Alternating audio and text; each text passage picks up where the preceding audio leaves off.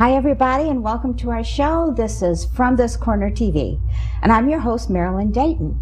And we've got a very, very interesting show for you, as usual. And but first, I want to ask you a couple of questions. What would you do if you were having fainting spells and your personality was starting to change a little bit? And you went to your doctor referred you to a neurologist, and then that neurologist did tests and said, well, you've got a brain tumor, and because of its location, we can't do anything about it. You've probably got 6 months left to live. Whoa. And then when you survive that, a few years later, you find out you've got breast cancer. But you can't do the treatment for breast cancer because of the radiation treatment you did for the brain tumor. What would you do? Where would you go? Where would you look for help? That's one of the things we're going to be talking about today with our guest. And we're also going to be talking about how she was able to keep a positive attitude through it. And the ups and downs of the emotions. And what a story. When I heard about her story, I said, yeah, I've got to get her on the show because I want to talk to her. I want to learn from her. I want to hear her story. And so will you. And that's what we're going to do right now. We have with us Sandy Gold. Many of you know her. She's from this area. She's an artist, wonderful artist, and an author. New book. Okay, we're going to talk about that. Sandy, welcome to the show. Thank you very much. Thank you. Nice introduction. I appreciate it. Well, let's start at the beginning with you. You're from Rhode Island. No, actually, I grew up in, I moved to Groton Long Point when I was 12, so I basically grew up in that area, Connecticut. But you're from Rhode Island originally? No, and then I went to Fitch. The reason I moved to Rhode Island is because these studios were cheaper to rent there. Gotcha. As an artist, okay. Those are important things. That's true. That's true. Like struggling artists, struggling authors, the old story. It was a beautiful, beautiful studio I had over there for a number of years. So, you were from this area, you went to Fitch, and because of your talent with art, you decided to go to, was it Boston University? That's correct, yes. So you're a classically trained painter. What does that mean exactly? That means you studied the human body for 9 hours a week. Your classes started at 8 o'clock in the morning and went until late in the afternoon. I mean, it was like the old school. In fact, at Boston University, just years before I got there, they were still working from cadavers. I mean, it was an old way of teaching, making sure that you got the basics. So you decided to become an artist? I did. Well, actually, and this is sort of ironic, I wanted to be an art therapist in high school, but decided I needed to teach myself to how to paint first. And now much of what I do is going back, the expressive arts is much like art therapy. So I've kind of come full circle. So art therapy, using art as is that for healing purposes. And you ended up using it yourself. I did, although I am presently employed with hospice, and I'm an expressive art specialist there, using it to improve the quality of the lives of my patients. Well, let's talk about you as a patient, okay? In your new book, which will be available soon, and we're going to talk a little bit about it, you start with, my story starts when I'm told my life is over. What a way to start the first chapter. I thought it was a good place to start because my life took such an extreme change, as you said in the introduction. And actually, I was told I had 6 months to a year to live, just to be more specific. And I was told over the telephone. Oh, that's wonderful. And I was told in a clinic. And I was told while talking on the receptionist telephone while behind glass, and I felt like I had no protection at all. Oh my God. I just felt like I was on display. And all of a sudden, you I'm trying to think what you said your feelings were. You felt vulnerable, and of course scared. I mean, you're going to be, but actually at that moment I refused to feel because I was in public and so vulnerable. Behind glass, where everybody's looking at you coming down the hall. I just shut down at that point. And ironically, my boyfriend was coming out of the elevator to surprise me. At the same time, I'm taking this phone call, and he thinks it's so funny that I'm behind the glass that he's trying to make me laugh. And I'm like giving him the look like, not now. But you know how sometimes they don't always pick up the cues? No. And he just kept making faces and making faces until finally he got about 12 feet from where I was, and I went like this. And he just went blanche. But then he kept asking you, what the doctor say? What'd you say? Tell me what he's... And if I said a word, I knew I was going to fall apart. So I just kept walking, hoping again he'd understand that, you know, I generally don't turn my back on him and say nothing and walk really fast. I was hoping he'd get it. But he was getting upset. He was getting more and more upset, and the more upset he was getting, the more he wanted to know. And the more he wanted to know, the more I shut down. Yeah. Until we got into the elevator. And then the elevator was packed. It's really funny now when you look back at it, when I look back at it. And I got in the elevator thinking, finally, you know, I'm protected. You know, I don't have to say anything. You know, with all these people in here, I'm protected. And he turned to me and said, now you have to talk to me. Isn't that funny how, you know, we're just coming? And at that point, I lost it. And I just started screaming, you know, that I have an inoperable brain tumor. They want me into a hospital. I don't know why I have to go into a hospital if it's inoperable. I don't know, but, you know, you can talk to the doctor. He's going to call later this afternoon. Just leave me alone. I want to go home. And the elevator went silent. Oh, I can imagine. And everybody was looking in every direction but me. And then when we came to the ground floor and the doors opened, you know how generally people rush to get off the elevator? Mm-hmm. Everybody stood still, and the two of us walked off. Oh, wow. Mm-hmm. So, okay, here you are. Mm-hmm. This is kind of like a short life sentence, so to speak. Mm-hmm. But now, at that time, they didn't know whether it was cancerous or not cancerous. Well, they couldn't even do a biopsy because of where it was. It was in the absolute worst place you can have a brain tumor, which is in the pons section, which is on top of your brain stem. Mm-hmm. So they couldn't even do a biopsy without doing more harm than good. So they said, well, you'll either find cancer in another part of your body or you'll die. That's how you'll know. How wonderful. You know, of those two options. Now, I have to laugh now, but yes, it was pretty absurd. So now, then you were doing research, correct? Well, when you have 5 neurologists tell you the exact same thing over and over and over again, and the 5 best I could possibly find, I was in Washington, D.C., so I had access to some really good neurologists. I always get neurologists and neurosurgeons mixed up. Neurologists, when you have them, they just kept telling me the same thing. And then I was in a hospital having tests, and I had just fallen asleep, just finally gotten to sleep when this doctor came in, and it was a teaching hospital, mm-hmm. and he was leading 5 or 6 interns with him. And he was all ready to teach them something, and he grabbed the clipboard at the end of my bed, and he just looked at it, and he went blanche. And he started telling everybody to leave, which again annoyed me. So the poor man, he looked like a good-looking Woody Allen, if you can picture that. Oh, a good look? I can't. He's walking, and he has his hand on the doorknob, and I yelled, "Hey, everybody says I'm going to die. What do you think?" Nothing like putting him on the spot. And he just froze, and he stared for a good 20 seconds at least. And he finally turned around and he said, well, actually, you're really very fortunate because this is the decade of the brain. They had just discovered the MRI, and so they really were able to investigate and learn things. And he goes, in a year from now, they may have discovered something that can save your life. And I said, that's so wonderful to hear. Nobody else thinks I'm going to be alive in a year from now. Do you?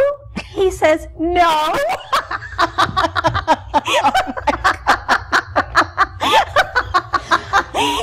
He said, but somebody is doing something at Mass General. I don't know his name. This was before computers, or before we used computers.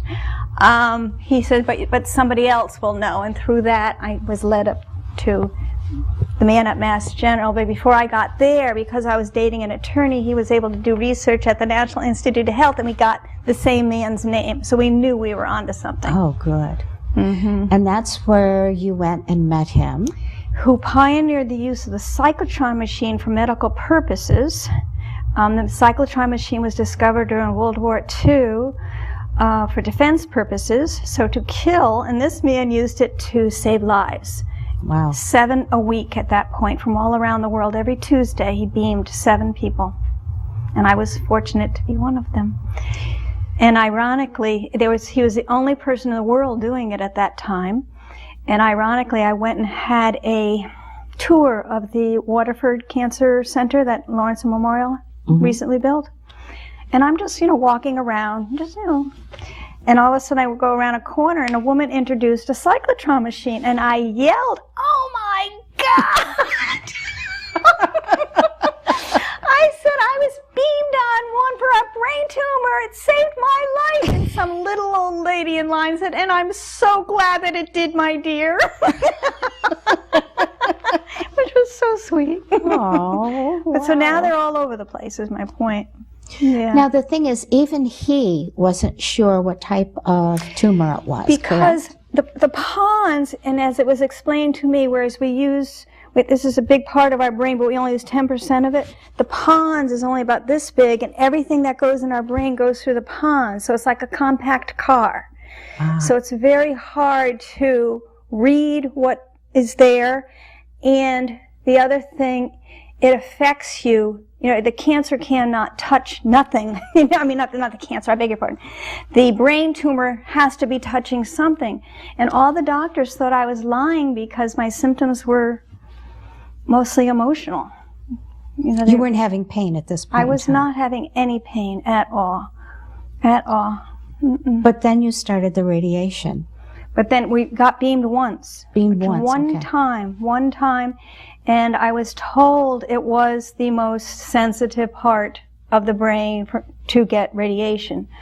I was also told, so at that point, yes, he didn't know whether it was a angioblastoma, which is what the 5 other doctors in Washington, D.C. thought it was.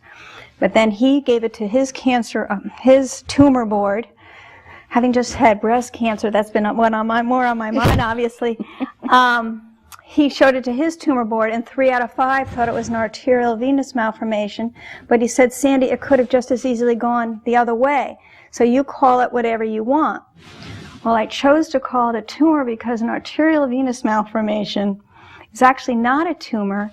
It's it's where the arterial, everything's all a mess. Yeah. And they break down when you're in your 30s, and they generally bleed. And that's when you hear people having aneurysms. Right. However, with me, because it was in my pons, I'd be dead in 5 seconds. So I had to walk around for 2 years feeling like there was a time bomb in my head. In addition, the radiation could have encouraged the bleeding even more. And that was a chance I had to take, which I took. Well, you didn't really have much of a choice, probably at that point in time, I wouldn't think. One doctor did say, "You may not want to have it. However, chances are very good that you will die from this, and you'll have some unusual symptoms." And of course, that got my curiosity. What's unusual? And he said, "Well, you may not be able to feel." And I didn't know that was even possible for the human body not to be able to feel. And I said, "What do you mean?" And he reached into his pocket and he started jingling the change, and he said, "You wouldn't be able to feel that. You wouldn't be able to feel the change in your pocket." And that was extremely frightening. I couldn't talk about that for a long, long time. I would imagine. That was extremely frightening. Because of the work that you... That's how I connect with the world. I feel, I couldn't imagine. But you did have some of that. Some of what? Well, you started getting the headaches, the migraines. Yes. So yes. Yes. And I went back to the Mass General. Unfortunately, my doctor had died at this point, complaining of migraines. My balance was going. I was seeing double, and I was having problems with my arm. And I told him that I thought that I had radiation damage, and the doctor didn't quite laugh in my face, but he said, that's impossible. That happens within the first 2 years. And I said, I have radiation damage, I'm pretty sure. And he took all these tests, and he came back with a very straight face and said, I'm sorry to have to tell you this, but you have radiation damage. Yeah.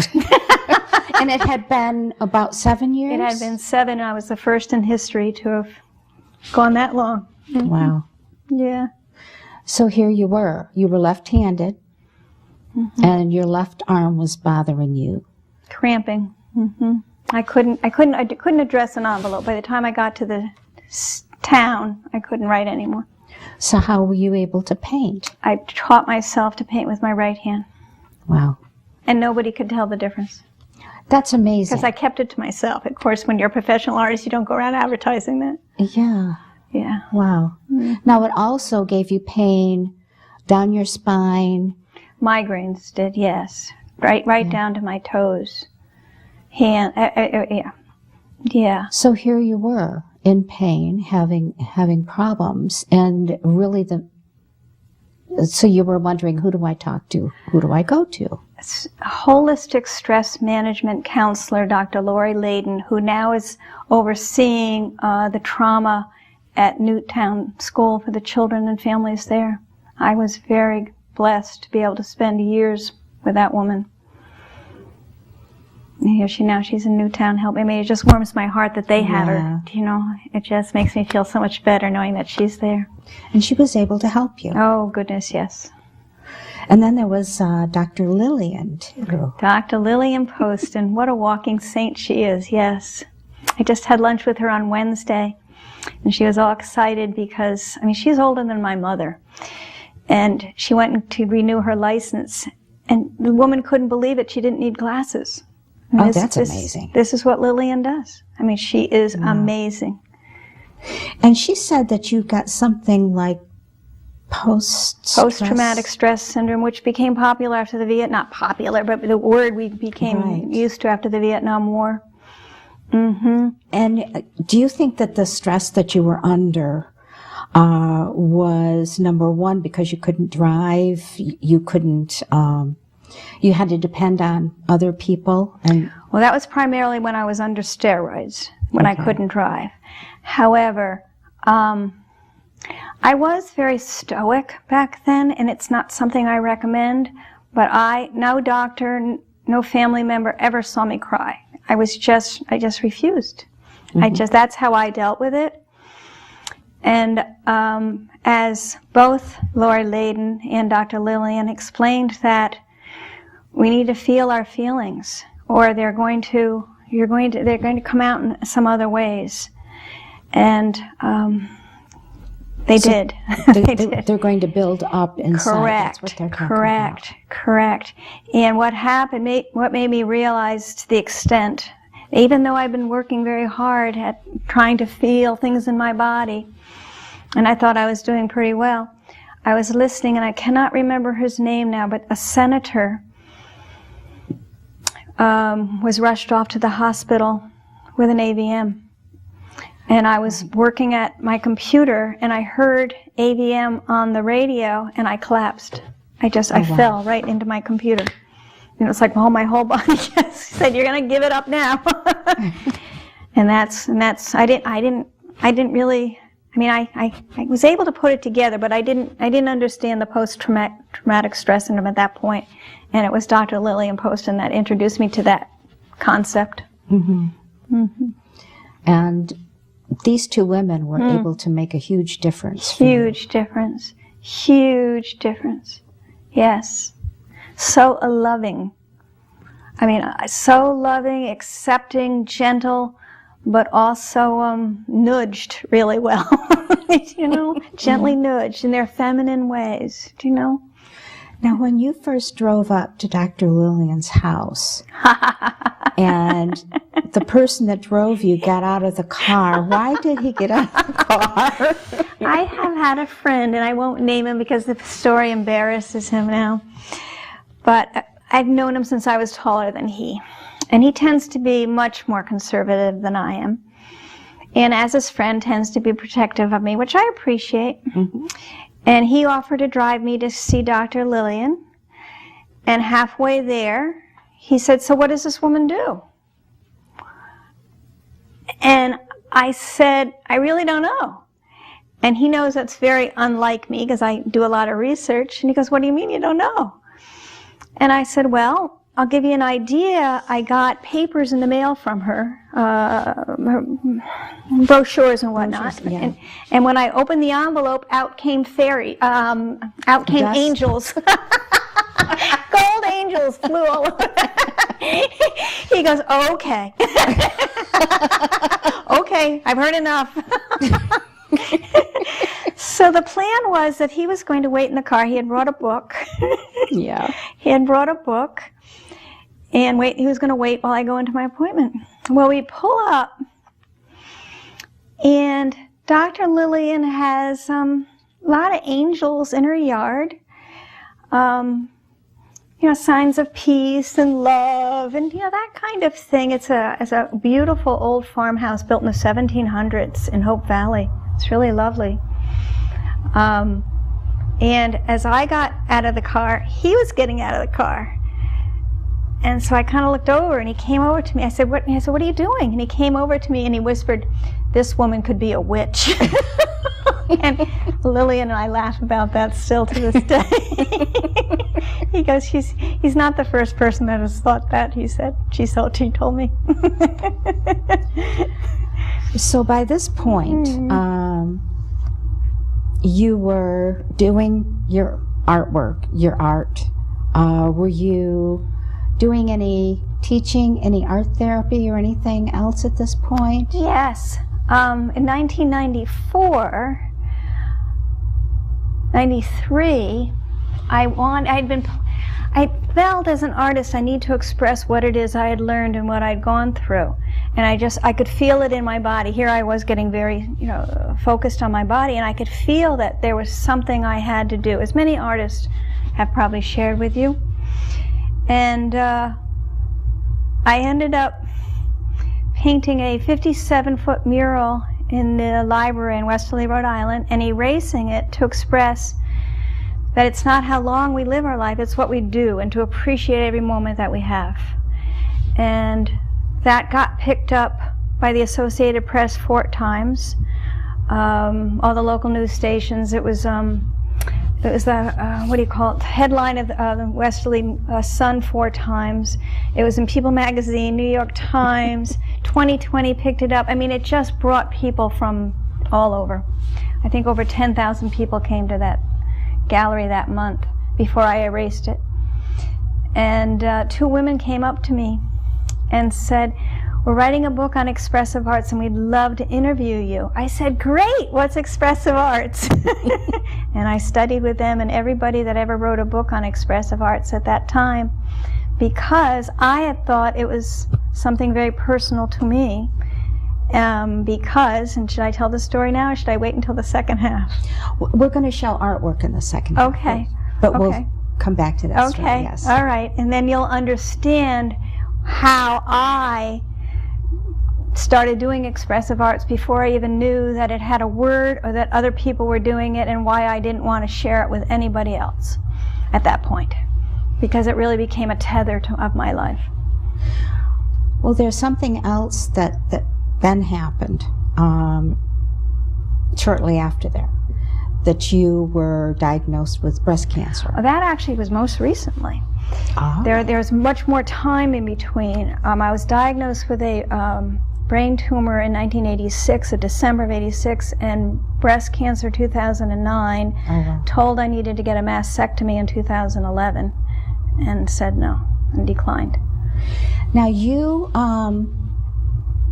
had suffered so much from the radiation effects that when they recommended radiation, you said no? Right, I declined because, yeah. And I said to the doctor, my body doesn't like radiation, and I don't want to take tamoxifen because my body doesn't like medicine. It's just, I'm extremely sensitive, and as you said, I had many side effects. And he said, I think you might want to talk to a counselor. It's funny now. It's so wonderful to be able to laugh about it. But what did you do instead? I want people to know what we all have options. And that's the point I really want to make, is a lot of people hear the word cancer and they just become, they'll do anything the doctor tells them to do. But I actually had an advantage in that I had a brain tumor, so I knew to do research. And I also just want to stress that I use conventional medicine, and I'm very happy that there's a cyclotron machine nearby here that can help people. And I never try to talk people out of not using conventional medicine if that is what they're most comfortable with.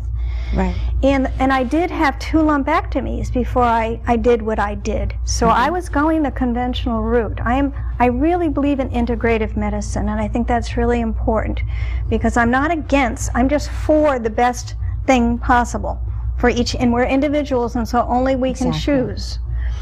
So what happened is I did have 2 lumpectomies, and I was told to get radiation and go on tamoxifen, because I had a 23% chance of getting the cancer spreading. And it did. But I still do not regret not having radiation or taking tamoxifen, because when I was told I needed to get a mastectomy, I asked, well, how long do I have to think about it? And the doctor kind of paused at that question, and he goes, I wouldn't be happy if you waited more than a month. It could get dangerous. And so I just started telling everybody that I was looking for an alternative. And thankfully, a woman named B.J. Gaynor handed me something she had printed out of a book called Cancer Free by Bill Henderson. And his wife had died in what he says is chemo from the effects of cancer, not from cancer itself. And so he was pretty determined to find a way to help people, and has been doing it for a good 20 years now. But I didn't know this. I didn't know anybody ever did this. I didn't know. And that's why I want people to know, and that's why I really appreciate having this opportunity, and why I'm writing the book. And so basically I became a vegan, which means no animal products at all. I started exercising like nobody's business, and took a lot of supplements, and still take a lot of supplements. And that was in June or July I started. July 11th, I believe, is when I started. And in November, I had a mammogram and I had a MRI, because my naturopathic physician wanted me to have it both. And they both came out cancer-free. 5 months. Wow. 5 months. And I was just so excited, as you can imagine. My conservative friend came over, wanted to see the piece of paper. He left, and he got down the stairs, and he came back upstairs and says, "Can I read that again?" So sweet.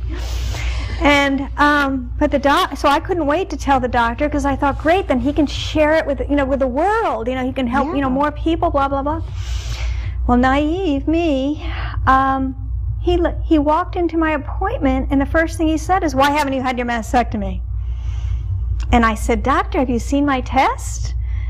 And evidently he hadn't prepared himself for which is, I understand, they're busy. Mm-hmm. And so he started going through the test, and the expression on his face was like, oh my gosh. And then he looked at me and he goes, "Tests make mistakes." And I really work at being as polite as I possibly can, because why not? Sometimes it's really hard though. But I'm determined, because I had a temper for so long, and so I really check myself. The temper being part of the brain tumor. Right. And so I said to him, he goes, "Well, tests make mistakes." And I said, as sweetly as I possibly could, I said, because 5 neurosurgeons had told me I was going to die, I said, "Doctors do too." He didn't like that. But I never went back. So before you told us what you did, you said that the breast cancer had spread. Where did it spread to? throughout the breast. Ah, okay. Okay. But then it was gone, and it's still gone. I not only had a mammogram, but I had a MRI, and then this is an interesting part too. The conventional medicine was more conservative than what I was doing, because there's a certain test that I do on myself every 8 weeks, and I turn my bathroom into a chemistry lab. I mean, it's a real process, and I send it off to the Philippines, and they tell me my number, and there's a certain number that I needed to get below, and even though the conservative test said I was cancer-free, this other test said no, I was close. But no, I was still, so for about 2 more years, I still worked very hard at getting that number down, and I did. Isn't that interesting? How did you find out about that? It's in the book, Bill Henderson's book, Cancer Free. And it's inexpensive, and I loved having the power to do this myself. Oh, so I was starting to tell you, not only the MRI but the mammogram, but through Dr. Jamie Lee, whom you introduced me to, I learned about the thermography test, and that came out, not only did it come out cancer-free, but I don't even have cancer in my future. And then she sent me to go get an ultrasound just as a backup. That came out cancer-free. So that's why I just want the whole world to know, and why I'm writing the book. And you know, that's the thing, sharing the experience, sharing the knowledge that you learn. You know, when you're in treatment for something, knowing what your options are, talking to other people and being open to the possibilities of there being other help. Because I'm with you. You know, I've got medicine, but I've also got organic, you know, minerals and that kind of thing that I take to stay healthy. I'm turning 70 years old in a month, and you know, I want to stay healthy. I want to keep doing this show, you know, and talking with wonderful people like you and hearing your stories, because that's how we learn. Right, and I think we're meant to do that too. We are. We truly are. We're meant to share and learn. I wrote down Bill Henderson, Cancer Free. I want to get that book and read it just to be prepared, because you never know. We live in Connecticut. It's the cancer state. What can I say? That's what they say. Anyway. Well, you know, we're going to take a little break. And when we come back, we're going to talk about your work, and we're going to see some of her artwork, which is wonderful. I've got it right here, and you're just going to love it. So we'll be back in just a couple of minutes. Stay tuned. Can you help me with this? My new dad teaches me all kinds of stuff. Sure. He helps me with homework. That would be 3.6795. Thanks. Yep. He helps me with my decision making. I wouldn't use this one. Ever. And he's even teaching me how to drive. And that's why cars have bumpers. I'm learning so much. You don't have to be perfect to be a perfect parent. Thousands of kids in foster care will take you just as you are. When some people struggle with their mortgage payments, they become frozen, petrified. Not knowing what to do, they do nothing. But the people who take action are far more likely to get the most positive outcome. Making Home Affordable is a free government program. Call now to talk one-on-one with a housing expert about the options that are right for you. Real help, real answers, right now.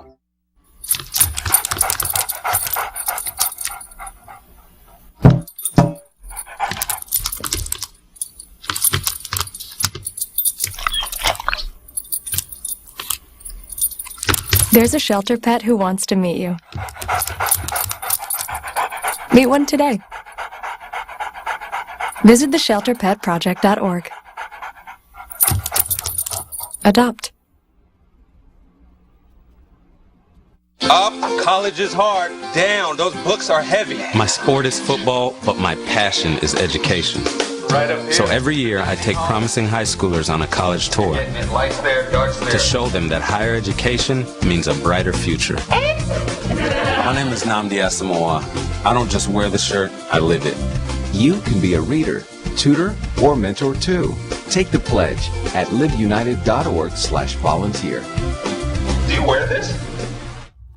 And we're back. I'm sorry. We're talking about the Terry Broder Breast Cancer Foundation, which you've seen people on our show before talking about that. I'm very involved with that organization, and because we're talking about cancer and breast cancer and alternatives to know about, it just kind of came up in our conversation. Because see, you never know what goes on for those 2 minutes that we're off the air and then a break. So we're here with Sandy Gold. Okay, she's an artist, a wonderful artist, and she's now an author. Her book is called The Art of Living. Now, where did that title come from? I was just catching up with an old friend, and I was letting him know what I was doing and telling him that I was writing a book and just different things, and just all the different things happening in my life. And he wrote back and said something like, "You always knew the art of living," or "You always did the art of living well," or something. And I just flipped it right back and said, "I think you just named my book." I've been playing with all sorts of names. They'd come and I'd get excited about them for a short period of time, and then I must have gone through 5 or 6, but as soon as I heard that, I knew that was it. That was it. And what is your main goal with this book? There's a lot of different things going on in the book. One of the things I really want to stress, as I spoke before, is that for people to stop and realize they have choices. You know, they don't have to make decisions immediately when they find out that they have a problem. And my suggestion is to start with at least violating. You know, why not? So, and there's a lot of information out there now, and things are becoming more and more integrated, which thrills me to no end, because we're getting the best from both worlds, and we're starting to work together. And I'm very happy about that. We've come a long way, long way. Absolutely. And it's a very interesting story. Thank you. Too. And then the other level that's going on, another thing that's happening is, without trying, it became a study in human nature, because I had so many people wanting to help me and helping me in so many different ways. I began to see, really, I've always believed in how we are individuals, but I really began to see how people really share their love in different ways, as well as what stops that. There were some people that were so frightened, or I made people so uncomfortable. And it really taught me to understand and be as compassionate as I possibly can. Not that I always was. I would get angry at one point, long ago. I would get very hurt, by different things people would do. But that was a small minority, and but I do mention what to do in the book to support people and give examples of what not to do in as loving way as I possibly can, but just so that we can help and support each other as best we can. Because that's the most important thing. I really couldn't have done it. And you're right, so many people get uncomfortable, and somebody says, I'm really, really sick, and I may only live 6 months or a year or something like that. You don't know what to say, you don't know what to do, you want to help, but sometimes you do, you kind of take a step back, or you say the wrong things. You start giving your opinion when you really don't know what you're talking about. You know who said the most poignant thing on that? Lauren Bacall.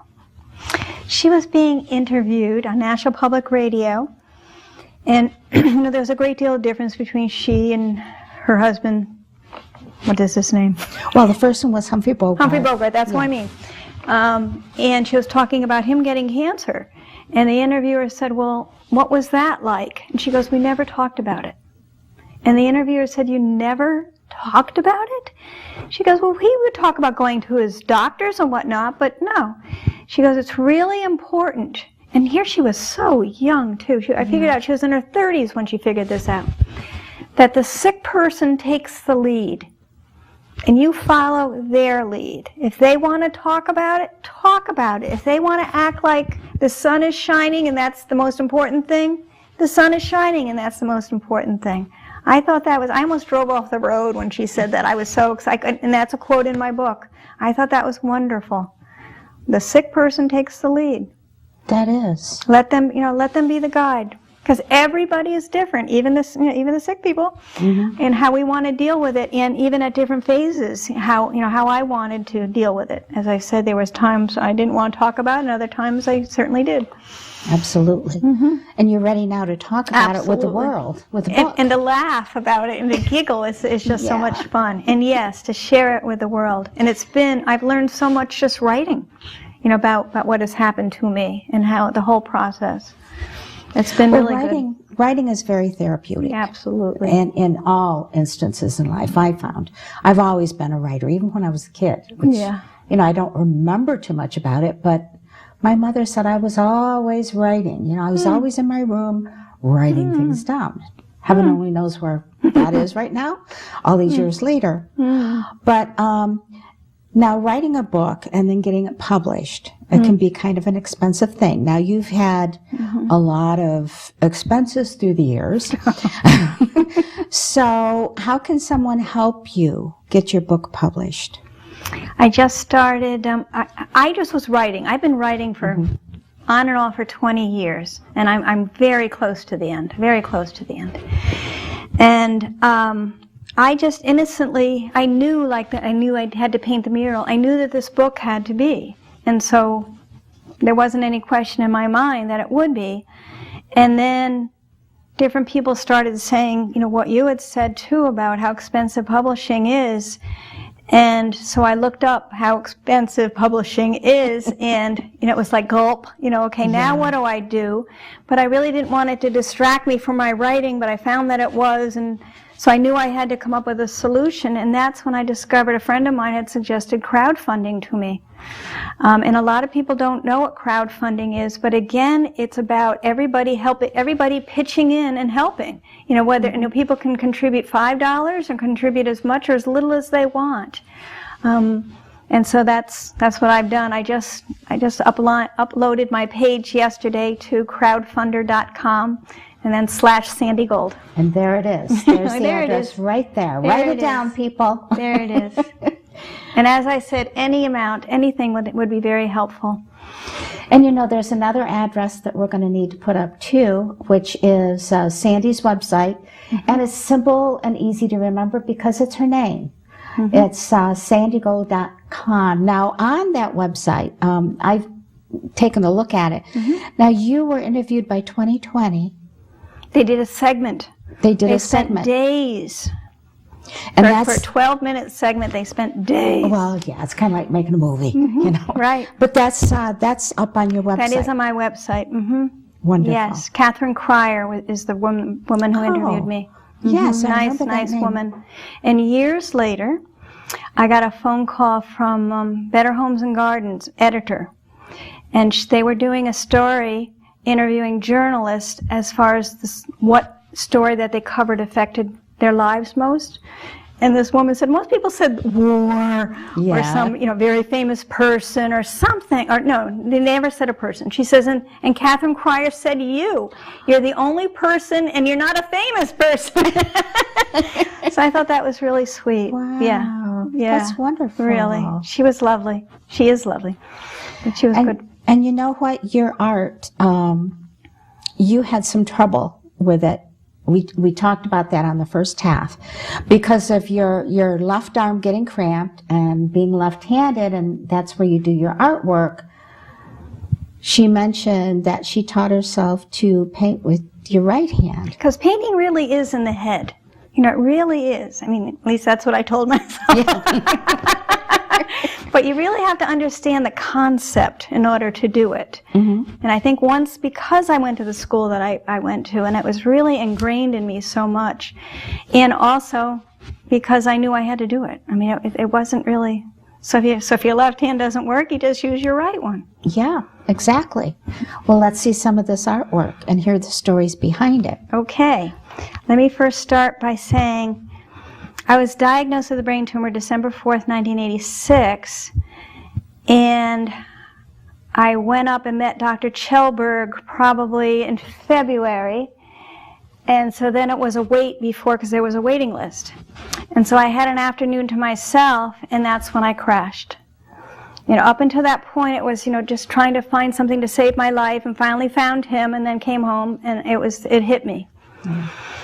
And so I was home alone, and I was thinking about, I was 33 years old, and I was just beating myself up, saying, what have I done with my life?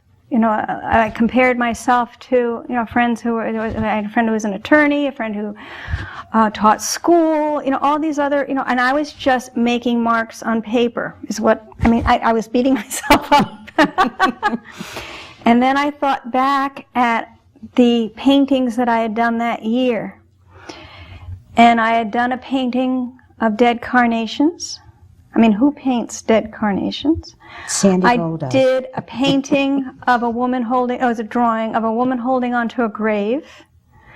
I did a painting of a fish, dead fish upside down with a rope.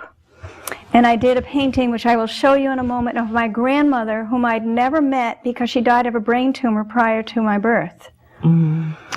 And that was probably the scariest moment of my life, when I realized that death had been following me for the past year. I mean, it was just too woo-woo for me, and how some of your listeners may be thinking too. I mean, it just scared me.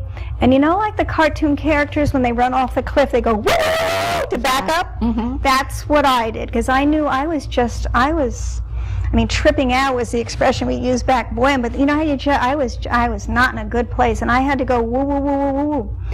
And so I thought, you know, Sandy, would you rather follow 5 neurologists that tell you you're going to die, or would you rather follow whatever this energy, God, higher power, whatever it is, that is obviously has its eye on you? You know, I didn't know what it was, and I remember thinking, well, you know, if I live or die, I just want to, you know, be connected to that as much as I possibly can. You know, right. It was just very comforting to me. And that's why my art became so important to me. But even that story, I didn't even share that with my best friend. It was so scary to me. And because that was my tether, that's what I held on to live. Oh, and so here's my painting. Here's my painting of my grandmother. So just a sepia-toned painting. Now, you said she died of a brain tumor. She did. She did. Now, the viewers can't see the, there's almost a haunting expression on her face. And it's, I mean, I have, through the years, I've hired artists to do work for me, you know, in the ad agency business. So I look for certain things, and there's even though it's what do you call it? Monochrome. It has depth to it. And you can see the depth on the television, but in person, you not only see the depth, but you feel it. Oh, thank you. Thank you. It's like she's looking at you saying, almost remember me, or something like that. She helped me a lot throughout my whole brain tumor process. I mean, I would pray to her. I would talk to her. Oh, wow. Yeah. Wow. So, yeah, she meant a great deal to me. And this she's only about 16 years old in this. No, she died before you were born, but she My must mother have never been even young. met her. My mother never even met her. She died when my father was 19, so she probably died in her early 40s. Wow. And a brain tumor. How ironic. So you had a connection with her. And that was the only thing the doctors, you know, they got excited when they found out that, you know, there was somebody in my family, because they just couldn't figure anything out. They just couldn't, they just couldn't figure anything out. And I learned to appreciate doctors that said, I don't know. You know, rather than trying to pretend they did. You know, I learned to appreciate just not knowing. Wow. That's a wonderful piece of art. Just a wonderful piece of art. Thank you. I actually did a drawing of her as well and gave it to my father for Christmas one year. Now we have another piece here. And now this is more. This is of the Mystic Seaport, Reflections in the Water. I just love reflections in water. Now this is, let's see, let's move it over a little bit there. Oh, there you go. It's beautiful colors It's now is this Oil? medium? This is oil. And you work in all mediums, though, don't Well, you? I used to work a lot in pastel. That was my medium for a long time. But I won't anymore because of the toxins. I mean, other people do, and probably won't bother them. But because I'm the diet that I need to continue doing. I mean, I'm eating organic foods. I'm not going to go around putting other toxins in my No, of course body. not. So I do avoid things like that. Now, the oil doesn't bother you? No? I know. I've worked with acrylics because I love acrylics because you can use them either as watercolor yes. or as an oil Yes. effect. Yes. And How do you use it? Do you use them both, or you use them primarily one or the other? mostly as an oil Okay. look. Okay. Because I can do one. I don't have that much time to do it, and I'm going to get back to it. Good. Various members of my family have something hanging on the wall from me. But Nice. but to me, I can fix my mistakes a lot easier with acrylics. That's important too. Very important. Yeah. But this is reflections on the water, and it looks like. Well, it's the daytime, though, right? But it could be a sunset almost too. I think it was late afternoon is generally when I like that light. And Mystic Early morning. Mystic is a wonderful place. I mean, you can get inspired anywhere around this area. You look in any direction. Absolutely. Yeah. That's beautiful. Thank you. Now, what was the mural? What was the subject of the mural that you did and then erased? One of the things I learned to do is I think Lori Layton probably taught me to find comfort in myself and how to take care of myself.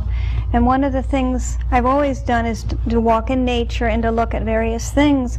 And you know how sometimes you'll be walking alone or even with somebody, and it's almost like something is winking at you or trying to get your attention in some way or going, look at me. The beauty is just, whether it be the light shining through the shimmering leaves or reflecting on the water or something. And sometimes you say something to the person next to you like, look at that. And other times you just kind of let it in. And the mural was made up of 57 different vignettes, and all built upon each other.